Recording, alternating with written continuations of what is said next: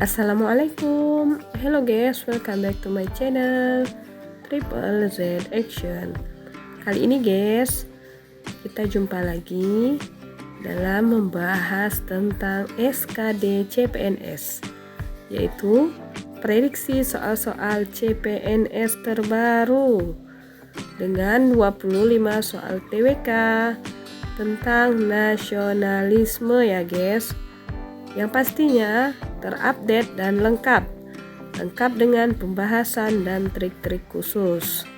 SKD CPNS prediksinya soal-soal terbaru 2022 sampai 2023. Oke guys, ini video bagian 2 yang wajib ya guys disimak, jangan di skip, dan jangan lupa subscribe, like, share sebanyak-banyaknya supaya informasinya tersampaikan dengan sempurna.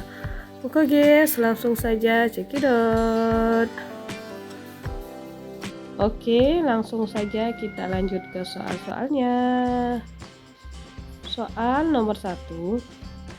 Nasionalisme adalah persatuan perangai atau karakter yang timbul karena perasaan senasib. Merupakan pengertian nasionalisme menurut A. Aristoteles, B. Hancon, C. I.R. Soekarno, D. Budi Utomo, E. Otto Bauer. Nah, jadi jawabannya adalah E. Otto Bauer. Ini ya guys, Otto Bauer. Nasionalisme adalah suatu persatuan perangai atau karakter yang timbul karena perasaan senasib. Merupakan pengertian nasionalisme menurut Otto Bauer. Oke, lanjut ke soal berikutnya. Nomor 2. Sumpah Pemuda dianggap sebagai titik awal perjuangan nasionalisme di Indonesia. Sumpah Pemuda merupakan kesepakatan Kongres Pemuda II yang dipimpin oleh A. I.R. Soekarno, B. Ki Hajar Dewantara, C. W.R. Supratman, D. Muhammad Yamin, dan E. Sugondo Joyo Puspito. Dan jawabannya adalah E. Sugondo Joyo Puspito. Ketua Sumpah Pemuda adalah Sugondo Joyo Puspito. Next, kita lanjut ke soal nomor 3. Nomor 3.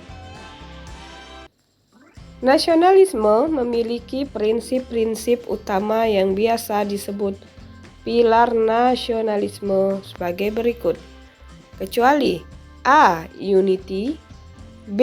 Liberty, C. Equality, D. Personality, dan E. Kognitif.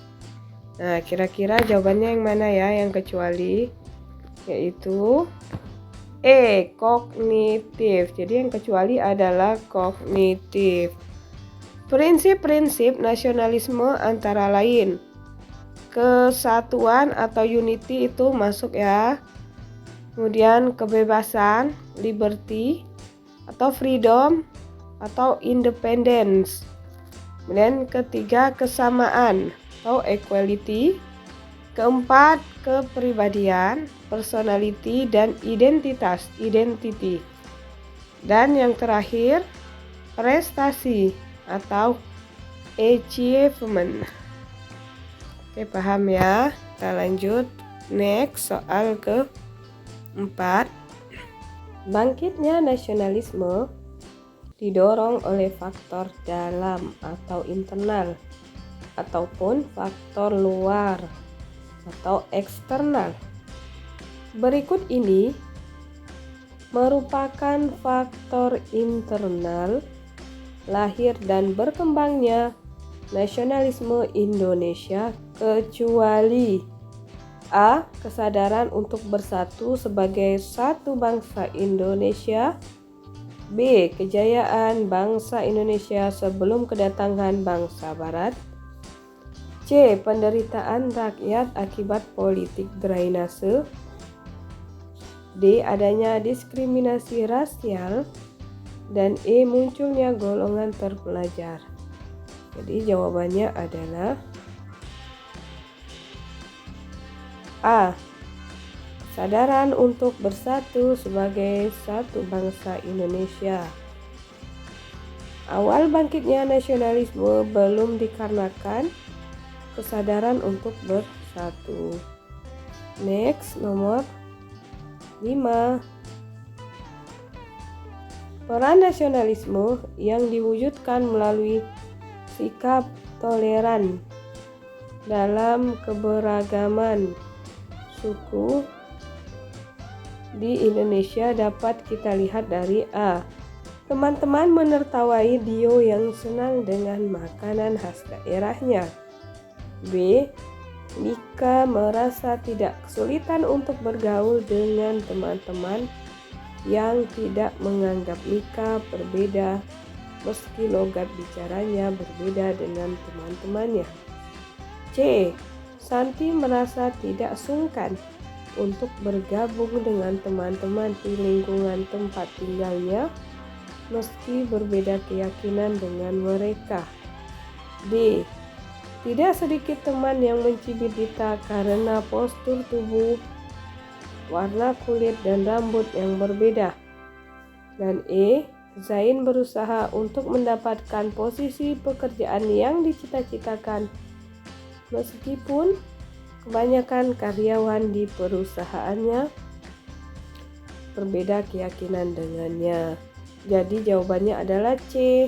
Santi merasa tidak sungkan untuk bergabung dengan teman-teman di lingkungan tempat tinggalnya meskipun berbeda keyakinan dengan mereka. Ya, kita lanjut ke soal nomor 6.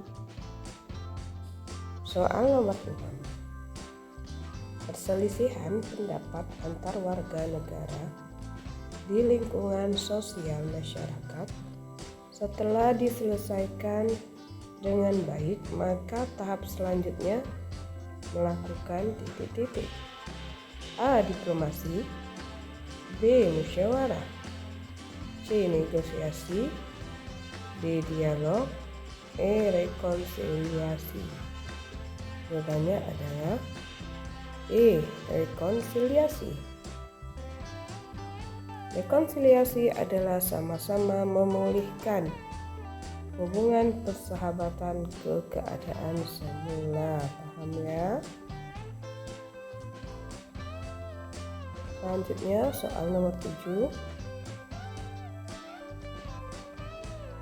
Sebagai negara yang memiliki karakteristik multikultural, Indonesia rentan terhadap isu-isu eksklusivisme, intoleransi beragama, serta diskriminasi ras atau etnis.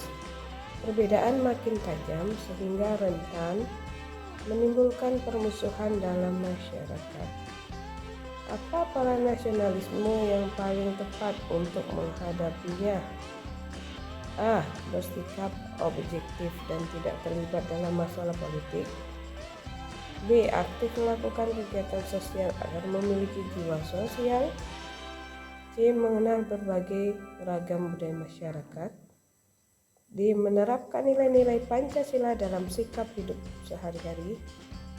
Dan E. Menghadiri berbagai forum lintas agama dan ras atau etnis dalam masyarakat. Jawabannya adalah C. Mengenal berbagai ragam budaya masyarakat. Peran nasionalisme dalam menanggapi isu tentang keberagaman adalah dengan mengenal berbagai ragam budaya agar tidak terjadi eksklusivisme. Next, soal selanjutnya nomor 8. Konflik Laut Cina Selatan akan mengancam perdamaian dunia. karena melibatkan banyak negara, termasuk Amerika Serikat dan Rusia. Berikut yang tidak termasuk peran penting yang dimainkan Indonesia dalam konflik tersebut adalah: A. Mendorong ketegasan PBB untuk mengatasi konflik Laut Cina Selatan.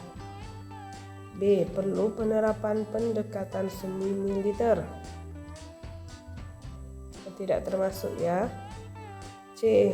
Aktif mengupayakan perdamaian dan tidak mudah terprovokasi.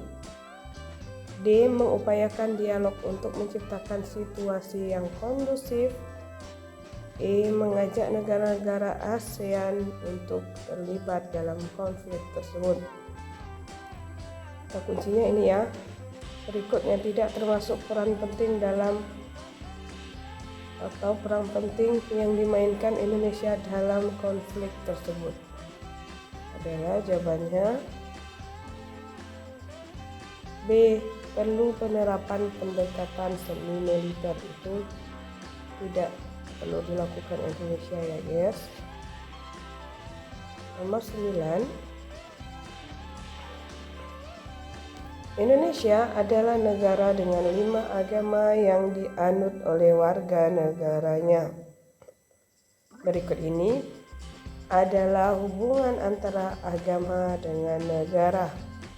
A. Indonesia berdasarkan dengan hukum agama tertentu. B. Indonesia memperhatikan kehidupan agama para warga negaranya. C. Mengenal berbagai ragam budaya masyarakat. D. Menerapkan nilai-nilai Pancasila dalam sikap hidup sehari-hari. Dan E. Menghadiri berbagai forum lintas agama dan etnis atau ras dalam masyarakat. Untuk hubungan agama dengan negara adalah B. Indonesia memperhatikan kehidupan agama para warga negaranya. Setiap warga negara Indonesia dijamin kebebasannya untuk memilih salah satu agama yang ada dan diakui oleh pemerintah Indonesia. Pemilihan agama merupakan hak setiap orang dan negara dilarang melakukan pemaksaan. Hal ini diatur dalam pasal 29 UUD 1945. Next, nomor 10. Adanya pelaksanaan otonomi daerah dapat membawa dampak positif dan negatif bagi negara Indonesia. Yang termasuk dampak negatif adalah adanya otonomi daerah ya. Daerah dapat lebih mengelola potensi daerahnya masing-masing. Ini benar. B. Aspek sosial budaya di daerah jadi lebih terkontrol. Ini juga benar. C. Adanya pemekaran daerah yang tidak berdasarkan kepentingan rakyat. Kita lihat dulu nih. D. Daerah mendapatkan tambahan masukan dari pendapatan asli daerah. Ini juga benar. Dan E. Pembangunan di daerah dapat lebih ditingkatkan lagi. Ini juga sangat benar. Jadi jawabannya adalah C. Adanya pemekaran daerah yang tidak berdasarkan kepentingan rakyat. Kita lanjut soal berikutnya, nomor 11. Keanekaragaman yang ada di Indonesia salah satunya adalah bahasa daerah. Negara menghormati dan memelihara bahasa daerah sebagai titik-titik. A. Keragaman negara. B. Ciri khas negara. C. Warisan nenek moyang. D. Kekayaan budaya nasional. Dan E. Bahasa ibu. Jadi jawabannya yang tepat adalah D. Kekayaan budaya nasional. Jadi tercantum dalam Undang-Undang 1945 Pasal 32 Ayat 2 bahwa menghormati dan memelihara bahasa daerah sebagai kekayaan budaya nasional. Itu tertuang dalam Undang-Undang Dasar 1945. Oke, next soal berikutnya. Soal nomor 12. Upaya yang dapat dilakukan oleh generasi muda Indonesia saat ini dalam menghadapi gempuran budaya asing yang dapat dilakukan oleh generasi muda ya. A. Menganggap bahasa Indonesia lebih rendah dari bahasa asing. Ini salah. B. Menganggap bahwa mengidolakan tokoh nasional dari luar negeri secara berlebihan adalah hal yang wajar. Ini juga kurang tepat.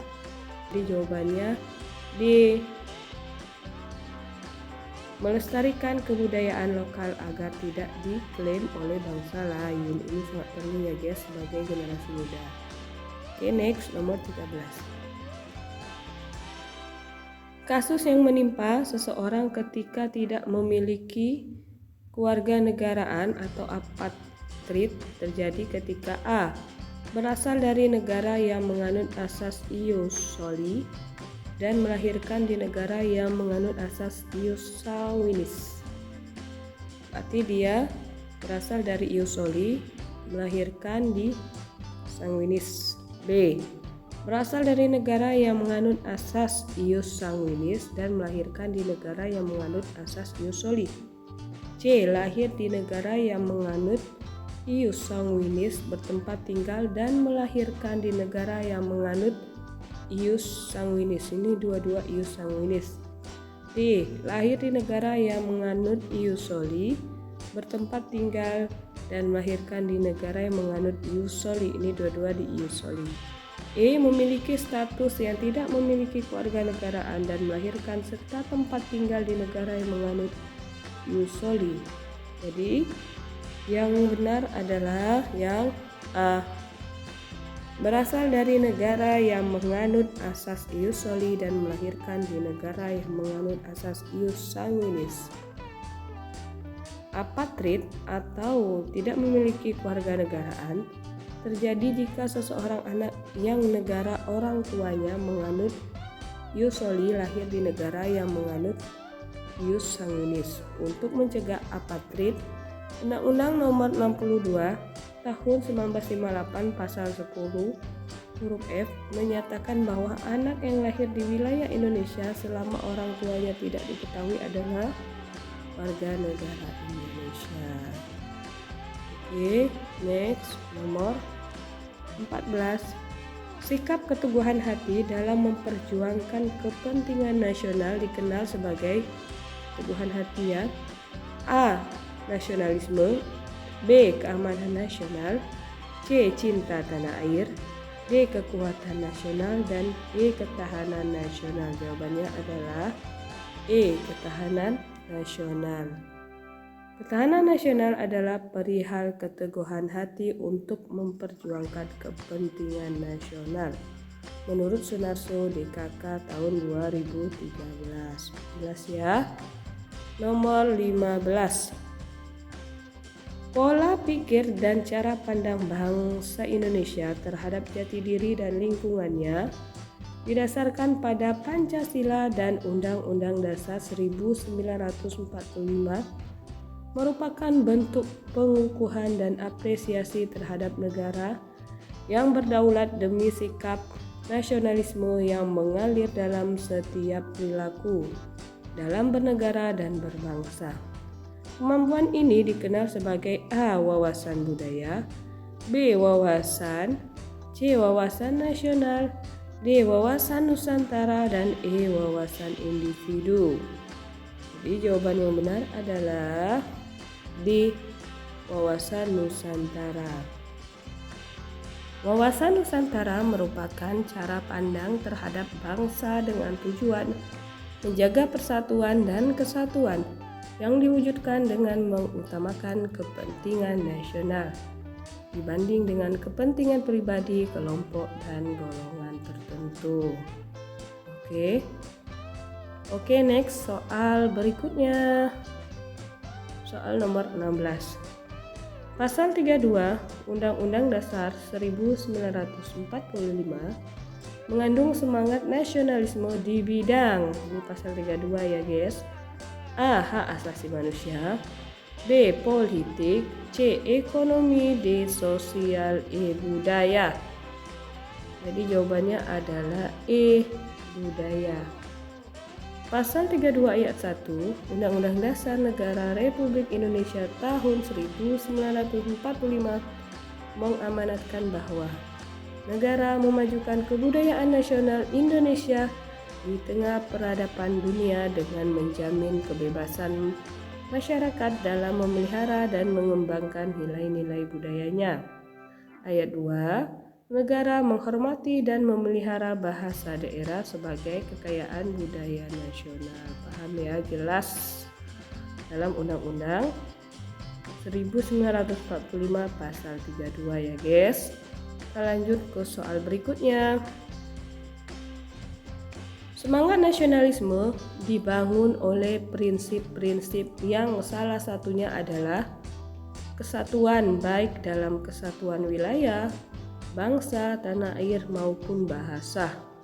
Adapun konstruksi prinsip kesatuan dalam nasionalisme dibangun berdasarkan konsep A. NKRI, B. Bhinneka Tunggal Ika, C. Cinta tanah air, D. Persamaan nasib dan sejarah, E. Pancasila. Kata kuncinya ini ya guys, prinsip kesatuan dalam nasionalisme, kesatuan baik dalam kesatuan wilayah, bangsa, tanah air maupun bahasa. Jadi jawabannya adalah B. Bhinneka Tunggal Ika. Konstruksi prinsip kesatuan dalam nasionalisme dibangun berdasarkan konsep Bhinneka Tunggal Ika yang artinya walaupun berbeda-beda tetap satu jua. Oke, next kita lanjut ke soal 18. Berikut ini merupakan faktor penting yang berperan dalam pertumbuhan nasionalisme di Indonesia pada masa awal ya, yaitu A. Lagu kebangsaan, B. Budaya, C. Sosial, D. Bahasa, E. Pendidikan. Jawabannya adalah D. Bahasa. Bahasa Indonesia erat hubungannya dengan kebangkitan kesadaran nasional atau nasionalisme. Hal itu dapat dimengerti dari penggunaan bahasa Indonesia yang semakin meluas di kalangan masyarakat setelah bahasa itu dinyatakan sebagai bahasa resmi Indonesia. Jelas ya guys. Nomor 19.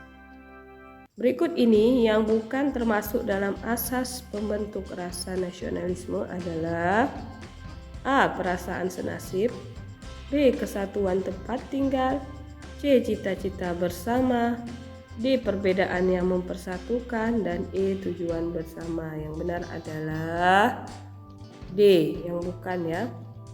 Yang bukan asas pembentuk rasa nasionalisme adalah D. Perbedaan yang mempersatukan. Karena perbedaan yang mempersatukan bukan aspek pembentuk nasionalisme, melainkan membentuk rasa persatuan dan kesatuan. Oke, nomor 20. Upaya yang dapat dilakukan saat ini untuk melestarikan semangat juang kemerdekaan. Untuk melestarikan semangat juang kemerdekaan 1945 dan nasionalisme di era pembangunan adalah A. Belajar dengan gigih agar mendapatkan kemampuan yang maksimal, B. Belajar kemampuan untuk menghadapi musuh, C. Menyiapkan rencana dalam menghadapi perubahan di masa mendatang, D. Menjaga kesehatan tubuh jika dibutuhkan negara setiap saat, E. Memiliki tabungan yang banyak agar tidak kekurangan di masa mendatang. Yang dapat dilakukan adalah A. Belajar dengan gigih agar mendapatkan kemampuan yang maksimal. Ini ya peran yang dapat dilakukan untuk melestarikan semangat juang kemerdekaan dan nasionalisme di era pembangunan. Terutama untuk generasi muda, belajarlah dengan gigih agar mendapatkan kemampuan yang maksimal. Oke, next soal berikutnya. Nomor 21. Permasalahan paling kompleks yang dialami oleh negara Indonesia yang mengakibatkan tergerusnya nasionalisme adalah: A. Lemahnya aparatur penegak hukum.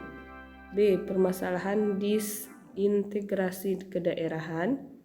C. Perkembangan globalisme yang kian pesat. D. Perselisihan ideologi, politik, dan moral. E. Rendahnya kepercayaan terhadap kinerja pemerintah. Jawabannya adalah D. Perselisihan ideologi, politik, dan moral.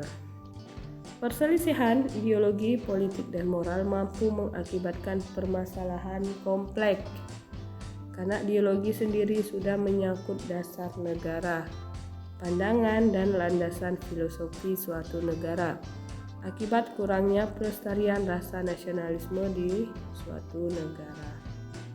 Oke, next, soal berikutnya. Untuk menjaga pertahanan dan keamanan negara, pemerintah berhak untuk melakukan operasi militer. Berikut ini adalah bentuk-bentuk operasi militer di darat kecuali A.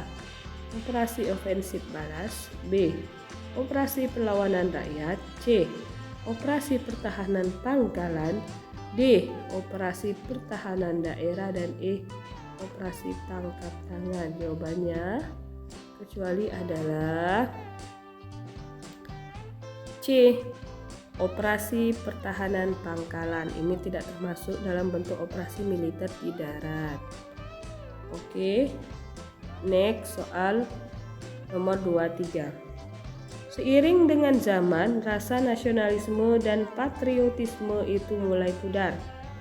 Contoh sederhana saja dapat kita lihat dalam kehidupan sehari-hari generasi muda kita, di antaranya pada saat upacara bendera, masih banyak yang tidak memaknai inti dari upacara itu sendiri karena mereka sibuk dengan kepentingannya, sehingga mereka tidak mengikuti dengan khidmat upacara itu sendiri. Para generasi muda kita lebih bangga memakai produk luar negeri daripada produk bangsa sendiri. Fenomena generasi muda yang mengalami kepudaran terhadap jiwa nasionalisme disebabkan karena A. Kurangnya sosok heroisme bagi kaum muda.